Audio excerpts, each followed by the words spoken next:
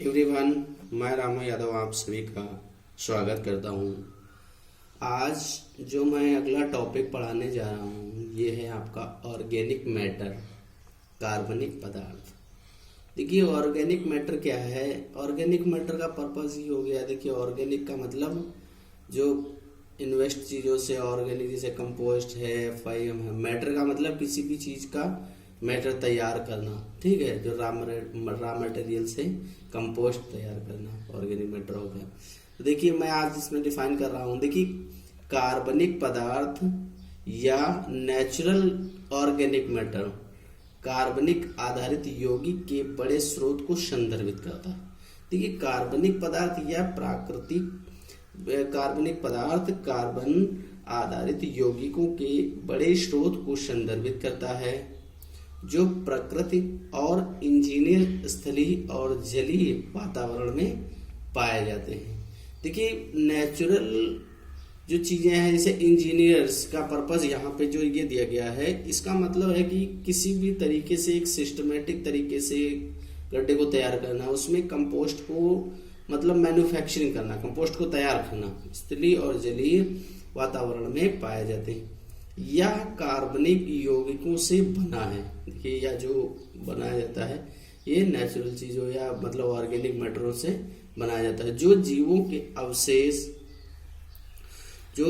के अवशेषों जैसे पौधों और जानवरों और पर्यावरण में उनके अवशिष्ट उत्पादनों से बना है। कार्बनिक अणु भी रासायनिक प्रक्रियाओं द्वारा बनाए जा सकते हैं। देखिए ऐसा कि है कि जो कार्बनिक अणु बनाए जाते हैं वो क्या है, एक केमिकल रिसर्च या केमिकल प्रक्रियाओं के द्वारा बनाए जाते हैं जो जीवन को शामिल नहीं करते। देखिए जो हमारे मान लीजिए जो ऑर्गेनिक मैटर्स के जितने भी केमिकल्स बनाए जाते हैं वो हमारे लाइफ साइकिल को किसी भी तरीके से शामिल नहीं होते। इसमें ना ही किसी प्रकार का कोई मतलब ऐसा केमिकल बनाया जाता है जो ह्यूमंस के लिए या मानव के लिए नुकसानदायक हो। इसमें क्या है, देखिए बुनियादी संरचनाओं से सेलुलोज, टैनिन, क्यूटिन के साथ साथ अन्य विभिन्न प्रोटीन, लिपिड, कार्बोहाइड्रेट से बनाई जाती है। देखिए जो केमिकल चीजें बनाई जाती हैं सेलुलोज, टैनिन, क्यूटिन के साथ साथ पोषक तत्वों की मतलब लिपिड्स आदि कार्बोहाइड्रेट से बनाई जाती हैं। पर्यावरण में पोषक तत्वों की आवाजाही में कार्बनिक पदार्थ बहुत महत्वपूर्ण है और ग्रह की सतह पर जल प्रतिधारण में एक दूसरे की भूमिका को अच्छी तरीके से निभाते हैं, ठीक है। और फिर देखिए सेकंड टॉपिक है आपका natural ecosystems functions. Natural ecosystem functions यानी प्राकृतिक पारिस्थितिकी तंत्र के कार्य। देखिए कार्बनिक पदार्थ पूरे पारिस्थितिकी तंत्र में आम है। देखिए जो ऑर्गेनिक मैटर्स है ये पारिस्थितिकी यानी नेचुरल इकोसिस्टम्स में पूरी तरीके से आम है और पोषक तत्वों की उपलब्धता के लिए मिट्टी की सूक्ष्म जीव समुदाय द्वारा अपघटन प्रक्रियाओं के माध्यम से चक्रीय किया जाता है। अपमानजनक और प्रक्रिया करने के बाद जल प्रवाह के माध्यम से मिट्टी में बहुत मुख्य धारा के पानी में जा सकता है। देखिए यहाँ पे जो बताया गया है कि सूक्ष्म जीवों द्वारा अपघटन प्रक्रियाओं के माध्यम से जलीय चक्र किया जाता है, यानी कि अपमानजनक और प्रक्रियाएं करने के बाद जल प्रवाह के माध्यम से मिट्टी और मुख्य धारा में पानी में किया जा सकता है। कार्बनिक पदार्थ जीवों को पोषण प्रदान करने, यानी जो कार्बनिक पदार्थ होते हैं ये जो जीवित यानी कि जो ऑर्गेनिक मैटर्स के जो मतलब जीवित को पोषण प्रदान करते हैं। कार्बनिक पदार्थ मतलब जो हमारा ऑर्गेनिक मैटर्स होता है वो एनवायरनमेंट में एक पीएच बनाए रखने के लिए जलीय घोल में एक बफर के रूप में कार्य करता है। देखिए जो इसमें मान लीजिए आप लोग जो ऑर्गेनिक मैटर नेचुरल चीजों में, जो नेचुरल चीजें यानी नेचुरल इन्वायरमेंट में एक पीएच बनाए रखने के लिए जलीय घोल में एक बफर के रूप में का, यानी बफर के रूप मतलब एक अच्छी तरीके से उसको मैन्युफैक्चरिंग करने का काम करता है। ठीक है, बफर के रूप में कार्य करता है। और देखिए यह घटक को अम्लीय वर्षा को, ठीक, यह घटक अम्लीय वर्षा को बेअसर करने के लिए प्रशासनिक करने का प्रस्ताव भी दिया जाता है। देखिए इससे क्या है, जो अम्लीय वर्षा भी करने का काफी मतलब पर्पस बताया गया है। ठीक है इसको। और आपका नेक्स्ट टॉपिक है सॉयल ऑर्गेनिक मैटर। देखिए सॉयल ऑर्गेनिक मैटर मिट्टी कार्बनिक पदार्थ, जो मिट्टी से ऑर्गेनिक मैटर तैयार किए जाते हैं या जो मिट्टी में ऑर्गेनिक मैटर तैयार किए जाते हैं। जैसा कि मैंने आपको बताया कि जितने भी ऑर्गेनिक मैटर्स होते हैं ज़्यादातर मतलब मिट्टी में ही बनाए जाते हैं। जैसे किसी भी ऑर्गेनिक मैटर्स को तैयार करना है तो उसमें क्या है, गड्ढा बनाते हैं, उसी के अकॉर्डिंग FIM बहुत सारे कंपोस्ट वगैरह तैयार किए जाते हैं। आप उसको अच्छी तरीके से देखिए। देखिए तो मिट्टी में कार्बनिक पदार्थ पौधों, जानवरों और सूक्ष्म जीवों से प्राप्त होते हैं। देखिए जो सॉयल ऑर्गेनिक मैटर का पर्पस यहाँ पे बताया गया है कि मिट्टी में कार्बनिक पदार्थ पौधों, जानवरों और सूक्ष्म जीवों से प्राप्त होते हैं।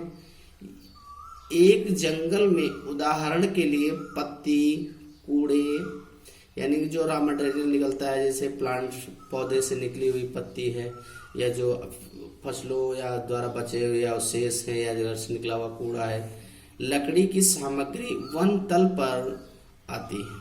ठीक है, ये इनको क्या है कि मतलब है कि इस तरीके से सूक्ष्म जीवों से प्राप्त होते हैं। इनको एक अच्छी तरीके से डेकोरेट कर लिया जाता है।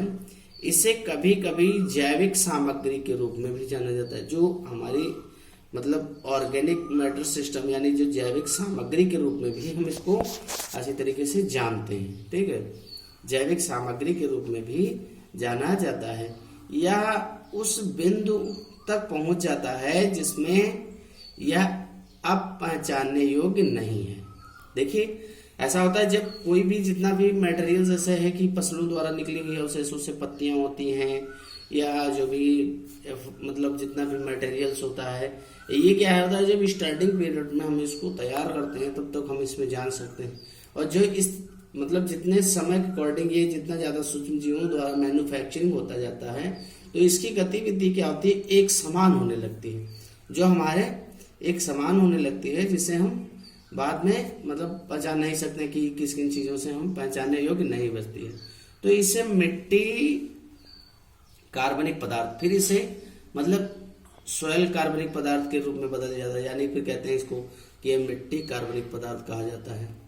जब कार्बनिक पदार्थ एक स्थिर पदार्थ में टूट गया है, यानी जब एक जितना भी हमारा जो भी मटेरियल बनाया गया है जो एक स्थिर पदार्थ में टूट गया है, ठीक है, पदार्थ में टूट गया है जो आगे के अपघटन का विरोध करता है। देखिए जब जैसे मान लीजिए कि कोई भी मटेरियल तैयार हो रहा है, उसमें अगर हम फिर कोई भी चीज मतलब जो आगे की तरफ डालते हैं या जो इसमें बाद में डालते हैं या कोई मतलब आउट ऑफ टाइम डालते हैं तो ये उसका विरोध करता है, तो उसे ह्यूमस कहा जाता है, उसे ह्यूमस कहा जाता है।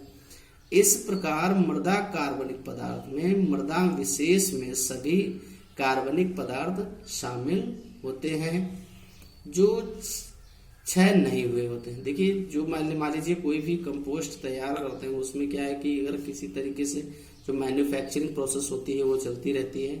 इसमें क्या है अगर बाद में भी हम करते हैं तो एक समय के अकॉर्डिंग वो भी अपना उसी में मैन्युफैक्चरिंग हो जाता है।